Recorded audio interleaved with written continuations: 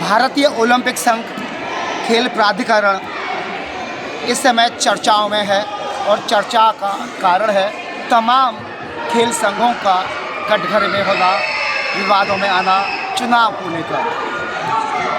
लगातार खिलाड़ी देश के उनके साथ छलावा हो रहा है, वैश्विक पटल पर पहुंच नहीं पा रहे हैं और ऐसे तमाम खेल हैं जो आज न्यायालय की चौखट पर हैं। उन्हीं में से एक है जो 1970 के दशक में भारत में प्रवेश करता है और जिसके महासचिव बनते हैं Jimmy R Jagtania, 7 black belt. Lucknow से शुरुआत करते हैं और आज एक वृहद वृक्ष बन चुका है जिसके चलते आज तमाम संगठन खड़े हो गए हैं जो अपने आप को ताइक्वांडो का सर्वा साबित करने पर तुले हुए हैं। 2015-16 के अंदर एक ऐसा सैलाब आया कि 20 साल के ताइक्वांडो को जिन्होंने उखाड़ कर फेंक दिया। 20 साल तक हरीश कुमार पूर्व IPS ने यहाँ पर ताइक्वांडो फेडरेशन ऑफ इंडिया पर अपनी सत्ता संभाली और तमाम ऐसे निर्णय लिए जिससे कहीं ना कहीं एक छोटे खिलाड़ी से लेकर एक राष्ट्रीय अंतर्राष्ट्रीय खिलाड़ी भी भयभीत होने लगा। जिला स्तर से लेकर क्लबों तक भयभीत होने लगे, जिसके चलते झारखंड से आवाज़ बुलंद हुई और उस आवाज़ ने पूरे देश में हाहाकार मचा दिया और हालात यह हो गए कि हरीश कुमार की सत्ता चली गई, उनको नेस्तनाबूद कर दिया। उनका नाम है प्रभात कुमार शर्मा। जी हाँ, उन्होंने 2016 में सत्ता संभाली और 2019 तक वो महासचिव रहे। तमाम आरोप लगे और आज RD मंगेशकर खुद को मसीहा बताते हैं। सबसे बड़ी बात है जिस तरीके से ताइक्वांडो विवादों में आ रहा है उससे खिलाड़ी लगातार अपने भविष्य को लेकर चिंतित दिखाई देते हैं। मामला न्यायालय पहुंचता है, फिर दूसरा पक्ष कोर्ट में चला जाता है। ये लगातार सिलसिला चल रहा है। 2019 में एक कमेटी गठित होती है इंडिया ताइक्वांडो को लेकर, लेकिन जो उस कमेटी का चेयरमैन होता है वो खुद ही स्वयंभू बनकर इंडिया ताइक्वांडो का जनरल सेक्रेटरी बन जाता है और वर्ल्ड ताइक्वांडो एफिलिएशन ले जाता है। वहीं भारत के अंदर RD मंगेशकर IOA के सहारे सत्ता पर काबिज होते हैं और प्रभात कुमार शर्मा को उखाड़ फेंकने की बात करते हैं। लगातार ये सिलसिला चल रहा है। राजनीति किस करवट बदलेगी ये कोई नहीं जानता। आज हमारे साथ खुद हैं जो एक खुद को बताते हैं कि हम ताइक्वांडो के रहनुमा हैं, लगातार संघर्ष कर रहे हैं और हर हाल में खिलाड़ी को उनका अधिकार दिलाने का काम करेंगे। जी हाँ, हम बात कर रहे हैं प्रभात कुमार शर्मा की। इस समय हमारे साथ प्रभात कुमार शर्मा है। उनसे सीधे पूछेंगे आखिर ये देश में चल क्या रहा है, क्या खिलाड़ियों के साथ जो राजनीति चल रही है, खिलाड़ी को जो नुकसान होगा उसकी कभी भरपाई हो पाएगी नहीं हो पाएगी। सर, जिस तरीके से खेल के अंदर ये सारी चीज़ें हो रही हैं, आपको नहीं लगता कि कहीं ना कहीं बहुत कुछ भारत का खिलाड़ी खो रहा है? सीधे शब्दों में अगर मैं कहूँ ना तो ताइक्वांडो दिन पर दिन दफन होते जा रहा है। जी, मैं ताइक्वांडो सीखा हूँ, विगत 40-45 वर्षों से ताइक्वांडो करते आ रहा हूँ। ताइक्वांडो के प्रति मेरा पैशन है और ताइक्वांडो को मैं एक अच्छे मुकाम में देखना चाहता हूँ, यही मेरी दिली इच्छा है। और इसी भावना के साथ जब मैं चुनाव जीता 2016 में, तो मैंने ये ठाना कि नहीं, ताइक्वांडो को एक अच्छे मुकाम में ले जाऊँ, क्योंकि मुझे एक बहुत दर्द था अपने जहन में कि भाई आज इंडिया एक इतनी बड़ी कंट्री है और इस देश में ताइक्वांडो मतलब अगर वर्ल्ड के प्लेटफॉर्म पर देखा जाए तो वियतनाम और जॉर्डन जैसे कंट्री के पीछे खड़ा है, नेपाल के पीछे खड़ा है। क्यों? इंडिया जबकि बहुत समर्थवान है। मेरा पिछले 40 वर्षों के इतिहास में जिमी सर ने चलाया करीब 20 वर्ष, हरीश कुमार सर ने भी चलाया करीब 20 वर्ष। क्यों नहीं इंडिया ने एशिया चैंपियनशिप, वर्ल्ड चैंपियनशिप क्यों नहीं होस्ट किया? क्यों नहीं इंडिया को एक प्लेटफॉर्म के रूप में डेवलप किया ताकि यहाँ पर R&D डेवलप हो सके ताइक्वांडो का? जो आज चाइना कर रहा है वो काम हमने क्यों नहीं किया? हम क्यों ब्लैक बेल्ट और ID कार्ड का पैसा तसीलने में व्यस्त रह गए? यही धंधा रहा ताइक्वांडो का। और मैं आते के साथ सबसे पहले ID कार्ड को फ्री कर दिया। मुझे बहुत गुस्सा था इस बात का कि साला ये ID कार्ड के चक्कर में ही ताइक्वांडो बर्बाद हो रहा है। मैंने तुरंत ID कार्ड को फ्री कर दिया जी। उसके बाद ब्लैक बेल्ट के फी को भी मिनिमाइज़ किया, क्योंकि वो कुकी ऑन से है, हम उसके खिलाफ जा नहीं सकते। तो मेरा पहला पीड़ा ये था कि भाई इंडिया आज 40 वर्षों में क्यों नहीं Asia championship, world championship India के धरती में क्यों नहीं हुआ? पहला। दूसरा, हम आज 40 वर्ष के इतिहास में 20-22 साल हो गए हैं ओलंपिक में ताइक्वांडो का आए हुए, लेकिन आज तक हम ओलंपिक के दहलीज में क्यों नहीं पैर रखे? मेडल ठीक है नहीं, कम से कम क्वालिफाई नहीं कर सके। तो ऐसी क्या बात है भाई? कहीं न कहीं जो पीछे जो चला, आज जो दम भर रहे हैं, चाहे वो आर.डी. मंगेशकर हो, चाहे टी. परवीन हो, चाहे जो लोग, ये लोग तो दाएं बाएं हाथ थे हरीश कुमार जी का। तो इन लोगों ने अगर इतनी इनकी लालसा थी कि नहीं हम ताइक्वांडो को कुछ करेंगे, इनको तो बहुत अच्छा अवसर था, क्यों नहीं इन्होंने किया अभी तक? और जब हम आए तो सबसे पहले मैंने देखा कि भाई जब हम जीत करके आए तो देखे कि भारत सरकार से रिकॉग्निशन नहीं है। क्यों? क्योंकि TFI को लेकर काफ़ी डिस्प्यूट है। तो मैंने ये डिसीजन लिया तुरंत जनरल बॉडी में 26 नवंबर 2016 को ये डिसीजन लिया, यूनिवर्स डिसीजन लिया कि हम सोसाइटी बदलेंगे, क्योंकि TFI में विवाद है और इस विवाद के चलते भारत सरकार रिकॉग्निशन नहीं देगी। रिकॉग्निशन नहीं होने की वजह से प्लेयर को जो सुविधाएं मिलनी चाहिए गवर्नमेंट से वो नहीं मिलेगी, और हमारा जो मकसद है ओलंपिक तक पहुंचने का, हम वहां तक नहीं पहुंच पाएंगे। इसलिए मेरी पहली प्राथमिकता थी कि हम किसी तरीके से रिकॉग्निशन को लाएं, और इसी दिशा में हमने एक सर्वसम्मति से सभी लोगों से, मंगेशकर भी थे, सभी लोग थे, सब हम लोग ये डिसीजन लिया कि नहीं हम लोग एक नई सोसाइटी बनाएंगे।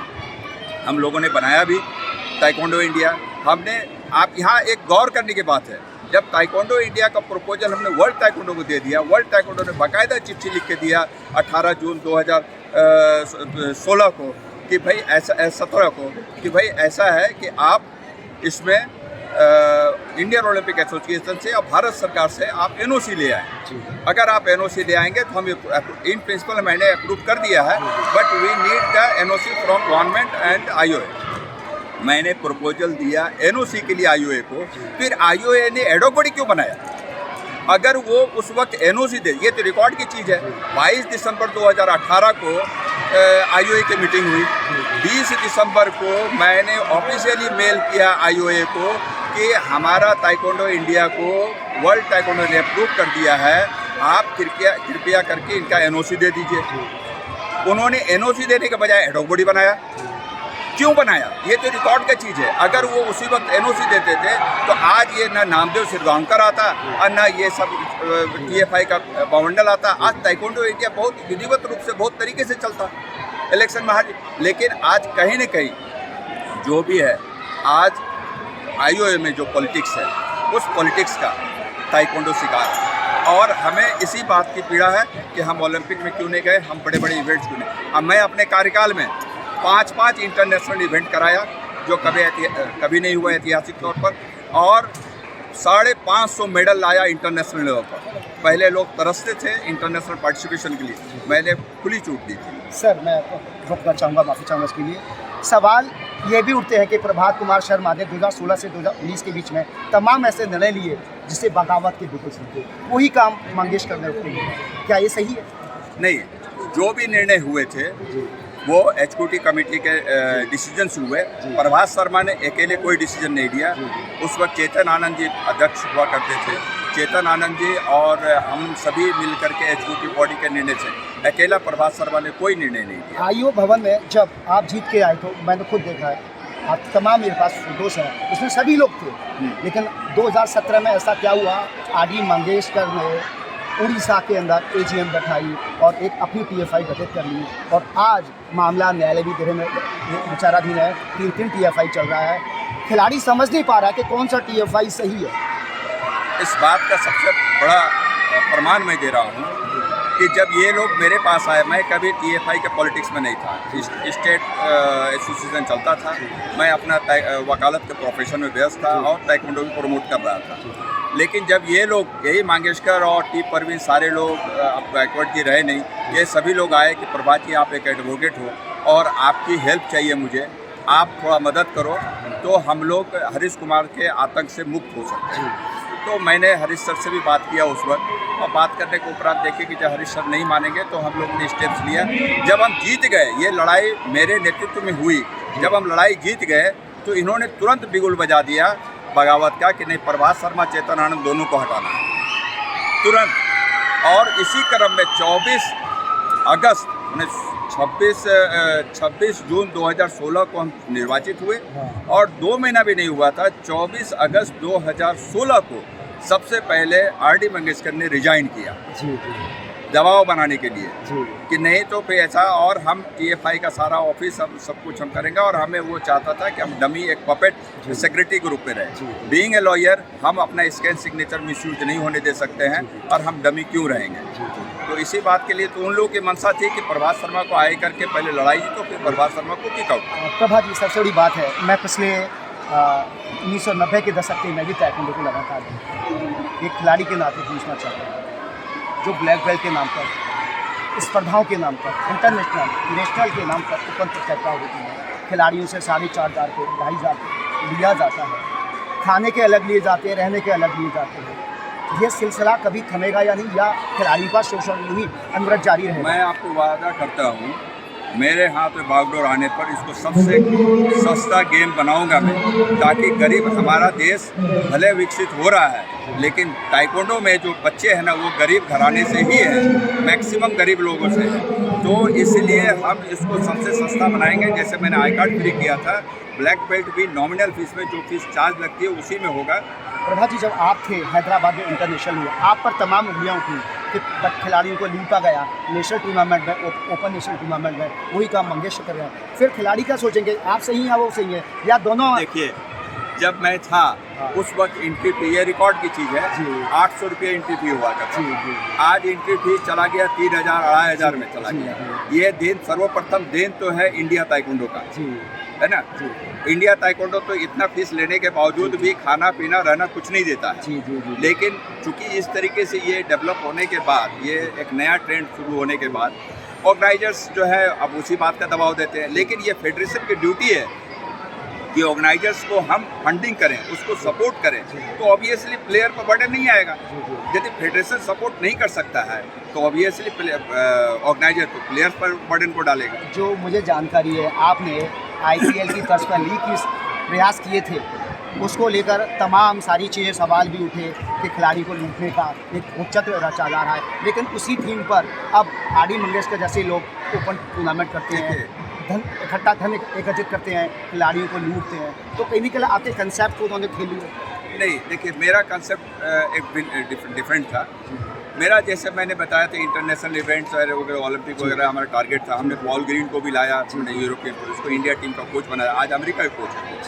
तो वो एक डिफरेंट पार्ट था।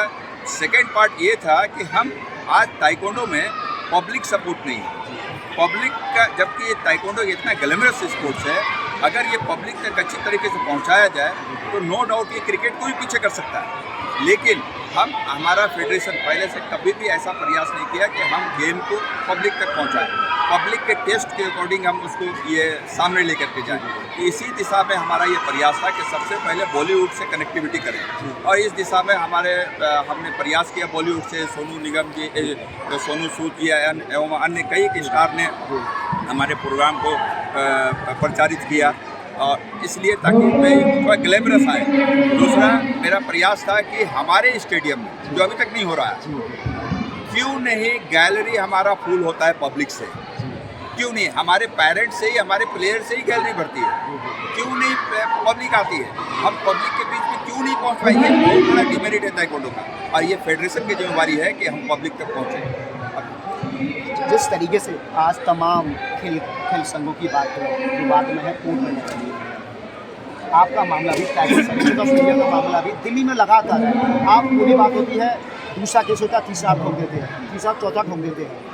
तो ये सिलसिला थमेगा नहीं थमेगा। और जिस तरीके से खिलाड़ियों का ह्रास हो रहा है, ओलंपिक की आप सोच ही नहीं रहा कोई। एशियन गेम्स में तमाम विवाद हुआ, 2 प्लेयर को खेला गया, अब खिलाड़ी कोर्ट में जाते हैं, तो सिर्फ ये राजनीति की बिसातें बिछाती रहेंगी, या ओलंपिक का भी सपना कभी साकार हो सकेगा? देखिए, अभी जो परिस्थिति है, इस लड़ाई के माहौल में जब तक एक एडमिनिस्ट्रेटर ताइक्वांडो में अपॉइंट नहीं होगा, हम लोग कुछ नहीं कर सकेंगे। और प्लेयर बेचारा बहुत प्रताड़ित है, और उसे हर इवेंट के लिए कोर्ट ही जाना पड़ेगा। इसलिए इसका समाधान यही है कि एक एडमिनिस्ट्रेटर अपॉइंट होकर के और जो रियल स्टेक होल्डर है स्टेट लेवल पर, उसका एक लिस्ट बना करके इंडिया ताइक्वांडो का ही इलेक्शन कराने की आवश्यकता है, क्योंकि IOC चार्टर के हिसाब से India taekwondo is correct one, इसलिए उसी के होना चाहिए। प्रभा जी, एक छोटा सा हो सकता है दुखती रख पर हाथ रखना चाहूँगा। झारखंड की बात करते हैं, आप झारखंड से बिलोंग करते हैं। झारखंड में आर.डी. मंगेशकर की बॉडी से आपके शिष्य जो खुद को जनरल सेक्रेटरी आज भी बताते हैं, और आपके साथ इतना द्वंद्व हुआ, इतनी लड़ाई हुई, कोर्ट में गए वो है, और आज एकदम आपके साथ खड़े हुए, ऐसा क्या हुआ? देखिए, कमलेश को मैंने अपने हाथों से सिखाया है, मैंने खुद सिखाया है, और कमलेश थोड़ा मिसगाइड हो गया किसी कारण से, है ना, तो हमें थोड़ा तकलीफ उस वक्त था, लेकिन मुझे पूर्ण विश्वास था कि एक न एक दिन कमलेश तो रियलाइज होगा और हम लोग सब एक हो जाएंगे, और यही हुआ। मेरा देखिए, किसी का कोई पर्सनल प्रॉपर्टी नहीं है ना। ईश्वर ने अगर कभी हमको सेक्रेटरी बनाया इलेक्शन करके, तो ईश्वर ने हमको एक मौका दिया एक काम करने के लिए, अब मैं उसी को एज ए ड्यूटी हम परफॉर्म करते हैं, तो इसलिए हम इसको पर्सनल प्रॉपर्टी नहीं समझते हुए ही काम करते थे। जब कमलेश मेरे पास आया तो मैंने वार्म वेलकम किया और बोले नहीं, आप हमारे शिष्य हो और पूरा आशीर्वाद है, आप आगे बढ़ो और हम आपको पूरा सपोर्ट करेंगे। तो आज हम लोगों को जो भी डिफरेंसेस था, इसका किसी तरीके से जो भी डिफरेंसेस आ गए थे, वो सारा डिफरेंसेस खत्म हो गए। अब कमलेश हमारा अभिन्न अंग है ना, पहले भी था, थोड़ा सा डिस्टेंस बन गया था, लेकिन अब कमलेश पांडे तो सिर्फ एक छोटा सा प्यादा है। हाँ। ऐसे ही कमलेश पांडे तमाम देश के अंदर है, वो कहीं ना कहीं छुपी रूप से, मैंने यहाँ भी देखा, उन लोगों ने टीम भेजी है, लेकिन ओपनली मंगेशकर के सामने नहीं आ पाते, क्योंकि भारत सरकार और ओलंपिक संघ से वो मान्यता प्राप्त है। आज भारत सरकार इल्लीगली जो मंगेशकर TFI को मान्यता दे के रखा है, कहीं न कहीं भारत सरकार उसके गलत कार्यों को सपोर्ट कर रही है कि ताकि तुम झारखंड में दूसरी बॉडी बनाओ, हिमाचल में दूसरी बॉडी बनाओ, है ना। वो बाकायदा अशोक स्तंभ गवर्नमेंट ऑफ इंडिया का एम्बलम को यूज करते हुए, है ना, वो सबको प्रलोभित करते हैं, उसको लुभाते हैं कि भाई हमारे पास गवर्नमेंट रिकॉग्निशन है, आप आओ। तो वो मिसयूज कर रहे हैं गवर्नमेंट रिकॉग्निशन को, लेकिन अभी तक सरकार की नींद नहीं टूटी है इस समय। आर.डी. मंगेशकर ने नेशनल गेम्स के अंदर जो गोवा में संपन्न हुए, वो खुद जनरल सेक्रेटरी बताते हैं, और वो कहते हैं कि आप फ्रॉड हैं, गलत तरीके से आप लोग बना रहे हैं, और कोर्ट में खिलाड़ियों का सहारा आप ले रहे हैं। तमाम आरोप आपके ऊपर लगाए, इन आरोप पर कुछ बोल पाएंगे? देखिए, मैं खुद एक हाई कोर्ट का एडवोकेट हूँ, और जब लास्ट टाइम जब अनीश दास तालुकदार केस में रीट पिटिशन में जब ये निर्णय हुआ कंसेंट से, उस निर्णय के दरमियान हमने एक प्रस्ताव रखा था कोर्ट में कि भाई हमारे TFI का चुनाव होना चाहिए। तो मंगेशकर के एडवोकेट ने बोला, वो भी फर्जी चला रहे थे उस वक्त, तो उन्होंने विरोध किया। कोर्ट ने बोला ने ना तो मैं प्रभास शर्मा के TFI का इलेक्शन कराऊंगा, ना तो मंगेशकर TFI, मैं सिर्फ TFI का इलेक्शन कराऊंगा। और सबसे बड़ी बात है कि आज जो TFI काम कर रही है मंगेशकर TFI, इसको कोर्ट ने कोई बायलॉज नहीं दिया है, इसके पास कोई बायलॉज नहीं है। कोर्ट ने सिर्फ 2016 का इलेक्टोरल कॉलेज दिया था, लेकिन ये नहीं बोला कि भाई TFI जो है वो रजिस्टर्ड बायलॉज के अकॉर्डिंगली काम करेगी, या जो बायलॉज के हिसाब से 2016 में इलेक्शन हुए थे वही बायलॉज के हिसाब से अभी इलेक्शन हो गए 2022 में। इसका भी उसमें ये नहीं हुआ था खुलासा, तो आज के डेट में उसके बायलॉज भी नहीं है। तो जब इलेक्शन हो गया और इलेक्शन में बहुत धांधली हुई और बहुत गलत तरीके, हमारे लोगों को अंदर जाने नहीं दिया, और वो लोग 15 मिनट में वोट करके निकल जाते हैं। मैंने IOA से मांगा कि आप हमको CCTV फुटेज दे दें, अगर आप CCTV फुटेज दे करके अगर आप दिखा सकते हैं, साबित कर सकते हैं कि इन लोगों ने जो वोट किया था वो जेन्युइनली किया था, और बैलेट बॉक्स जो है, बैलेट बॉक्स मेरे सामने, मेरे प्रतिनिधि के सामने सील नहीं किया गया, ये आइसरी गणेश और उनके लोगों के बीच में सील किया गया, ये कैसी प्रथा है, ये डेमोक्रेसी कहाँ है? तो हमने ये सब क्वेश्चन उठाया था। बोले कि ठीक है, चलो आप वीडियो रिकॉर्डिंग किए हो, आज इस चैनल के माध्यम से भी आज हम IOA को बोल रहे हैं कि अगर आपने उस वक्त वीडियो रिकॉर्डिंग किया था, अगर आप ये दिखा देते हो कि हाँ उस वक्त जो वीडियो बैलेट बॉक्स सील हुआ था वो जेन्युइनली हुआ था, उसमें कोई धांधली नहीं हुई थी, ये बाकी लोग जो आइसरी गणेश की टीम जो वोट किए थे वो भी सही थे, तो मैं ये लड़ाई छोड़ दूंगा, मैं उनका हार स्वीकार करूंगा। लेकिन चूंकि ये गलत तरीके से हुआ, तभी मैंने ये निर्णय लिया कि कानूनन कोर्ट ने हमें मना नहीं किया, ना मेरे TFI का चुनाव किया, ना कोर्ट ने मुझे रिस्ट्रेन किया कि आप फंक्शन नहीं कर सकते। Rather court has said, directed the Indian Olympic association that after the election whatever amount has been left unspent, वो पैसा प्रभास शर्मा TFI को और मंगेशकर TFI को दे देना, जबकि होना ये चाहिए था कि न्यूली इलेक्टेड बॉडी को दे देना। लेकिन ऐसा कोर्ट के आदेश नहीं किया, जो कोर्ट ने स्पष्ट बोला कि भाई दोनों TFI से कोई मतलब नहीं, तो मेरे TFI का चुनाव ही नहीं हुआ। तो मैंने तब ये स्टैंड लिया, मैंने PT उषा मैडम को भी बोला कि मैडम आप दे दो हमें, मैं लड़ाई अभी छोड़ दूंगा। लेकिन उसी में तो राज है कि चुनाव कैसे जीते गए, उसी में राज है। तो ये बात है, इसलिए हम तो लड़ाएंगे और हम लड़ेंगे और प्लेयर के लिए अंतिम सांस तक लड़ेंगे। प्रभा जी, जिस तरीके से लड़ाई चल रही है, कोर्ट में लगातार दरअसल खड़ा हुआ है, खिलाड़ी परेशान है, हताश है, निराश है, समझ नहीं पा रहा क्या कर रहा है। लेकिन अब ये लड़ाई कहीं ना कहीं व्यक्तिगत की होती जा रही है। झारखंड में 3-3, 4-4 मठाधीशों के खिलाफ FIR होती है, वो लोग भी अरगनल आरोप लगाते हैं, तमाम चीज़ होती है। अब कहा जा रहा है कि उनकी गिरफ्तारी होगी, उधर से भी हमला हो रहा है।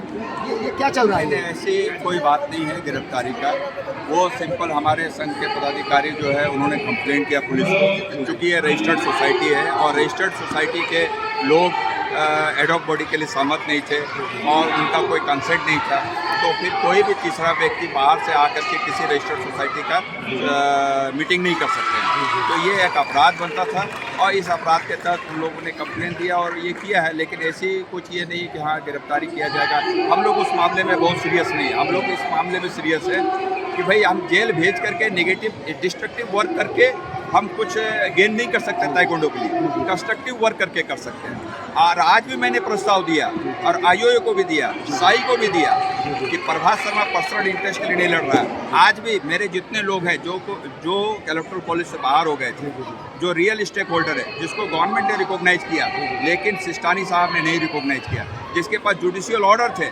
जुडिशियल ऑर्डर को रिव्यू कर दिया गया। तो ऐसे सारे लोगों को लेकर के आप एक प्लेटफॉर्म पर बैठा दें, मैं सर स्वीकार करूंगा कि भाई और कोई नहीं, एक ही TFI चलेगी और सब कुछ बंद हो जाएगा।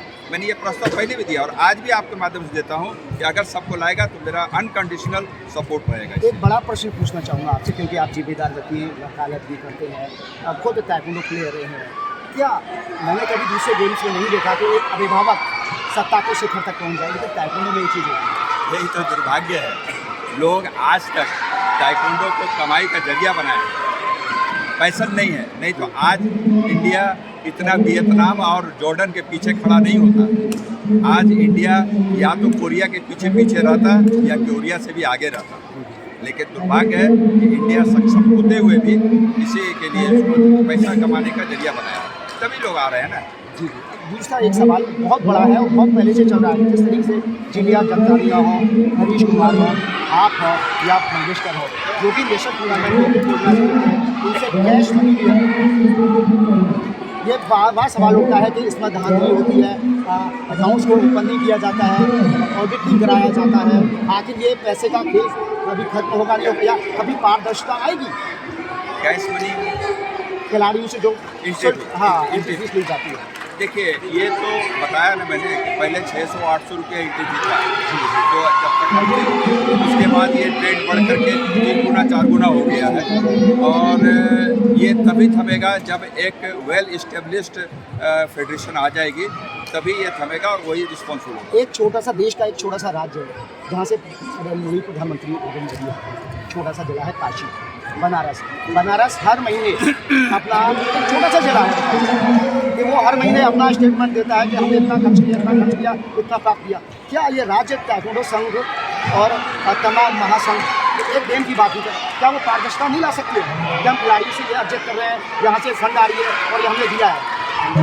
पारदर्शिता नहीं होनी चाहिए। इसके लिए दो कमी हमारे फेडरेशन में जो मैंने महसूस किया था, मैंने टेक्निकल पार्ट को छोड़ के एडमिनिस्ट्रेटिव पार्ट में अगर हम आए तो एक था कि हमारे लोग जो है टाइम के पंक्चुअलिटी को, डेट के पंक्चुअलिटी को मेंटेन नहीं करते हैं, वो मुझे लागू करना था। दूसरा क्या है कि जो फिनेंशियल है, जो बच्चे, होता क्या है कि suppose for example club level पर 5 लोगों ने ब्लैक बेल्ट का फीस दिया या किसी स्टूडेंट का फीस दिया, वो पैसा ऊपर आते आते फेडरेशन तक आते आते 1 या 2 में हो जाता है। कुछ डिस्ट्रिक्ट में रुक गया, कुछ स्टेट में रुक गया और 1-2 पहुँचते हैं। नीचे वाले बेचारे वो परेशान रहते हैं, मेरा सर्टिफिकेट कब आएगा कब आएगा।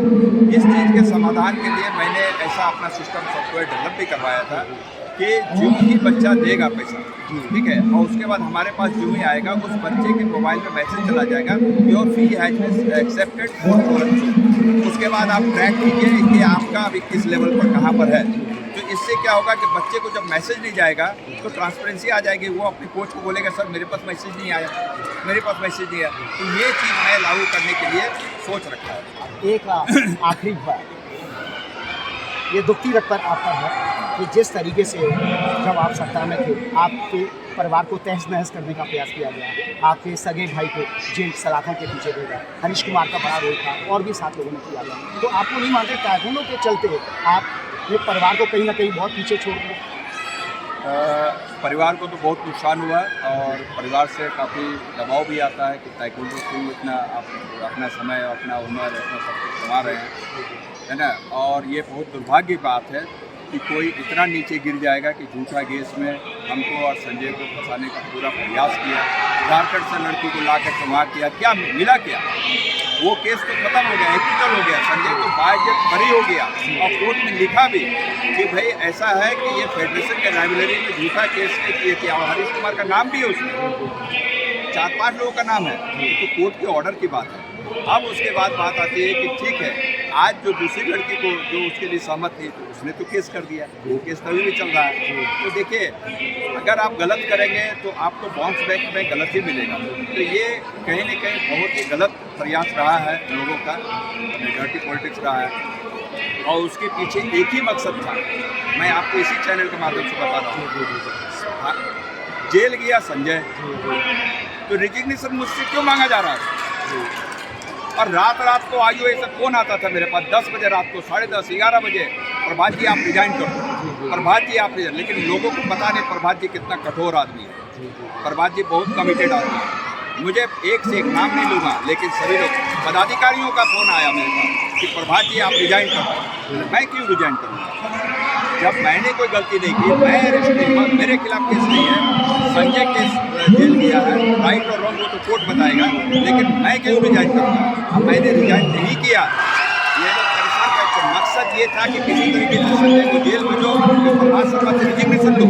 जब कांग्रेस फेल हो गया 24 अगस्त को रिजिग्नेशन लेने में, रिजिग्नेशन दे करके प्रेशर क्रिएट करने में, तो फिर ये लोग षड्यंत्र में लग गए। मंगेशकर सारे लोग, है ना, ये सब लोग षड्यंत्र में लग करके 10 फरवरी 2017 हमने 4-5 महीने संजय को अरेस्ट कराया।